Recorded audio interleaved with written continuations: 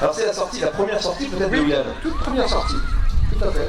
Alors Willan, il faut le préciser, c'est la mascotte officielle du parc Willandia qui ouvrira dans quelques jours. Tout à fait, c'est une mascotte qui a été réalisée par la compagnie du costume, une équipe parisienne, une équipe d'au moins 4 personnes, de vrais professionnels. Et donc en effet, c'est l'elfe de la forêt. C'est sorti de notre imagination, tout simplement. Voilà. Donc elle est unique. Elle est unique, oui, bien sûr. Oui. C'est la base du concept Willandia. Voilà, c'est le trait d'union entre les enfants et les adultes. Alors est-ce que ça veut dire que le club Willandia, le parc Willandia, est lui aussi unique en France? Oui, c'est le concept. C'est un projet pilote sur Barentin, bien sûr. Bien sûr. Avec des petits derrière, forcément, c'est l'objectif. Oui, c'est l'objectif. Il y a déjà des choses qui sont en place. Voilà, on attend un petit peu, on attend le mois de mars pour voir si tout se passe bien. Mais oui, on espère bien que 2 ou 3 projets vont naître derrière et puis on verra par la suite. Alors l'ouverture, la date est fixée? Pas encore précisément. Non, pas complètement. On doit faire l'inauguration le 11 septembre. Le 12 septembre devait être la date d'ouverture. On vient d'avoir un contrôle sécurité. Ils sont extrêmement rigoureux. Et tant mieux, et c'est normal. Ce qui s'entend. Et donc on va faire au mieux pour rentrer dans les clous. On travaille d'arrache-pied. Voilà. D'accord, en quelques mots, le concept Willandia, parce que c'est nouveau, c'est novateur, il faut préciser, alors c'est à la destination du jeune public, mais pas que. Non, tout à fait, c'est vraiment destiné à toute la famille, c'est un centre récréatif et sportif.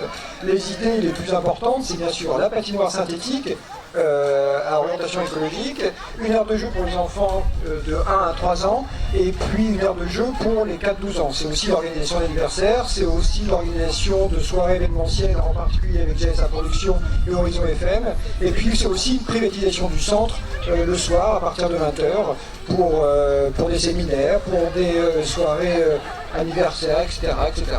Voilà.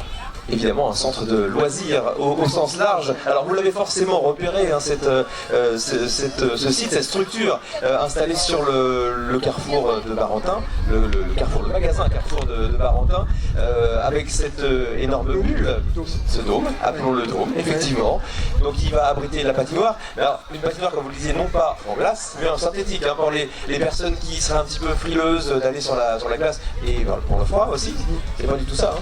Non, en fait, l'idée, c'est que cette patinoire soit un pont entre le loisir et tout doucement amener les gens vers le vrai patin, parce qu'on n'a pas du tout vocation de prendre la patientèle du vrai patinage. C'est pas du tout, c'est une autre forme de patinage. Mais en fait, l'idée, c'est de découvrir notamment des jeunes talents pour les amener tranquillement vers les hockeyeurs de Rouen, tout simplement, qu'on adore. Voilà. Alors, en effet, vous avez vu, l'architecture est très particulière. C'est un architecte parisien, Alexander Schneider.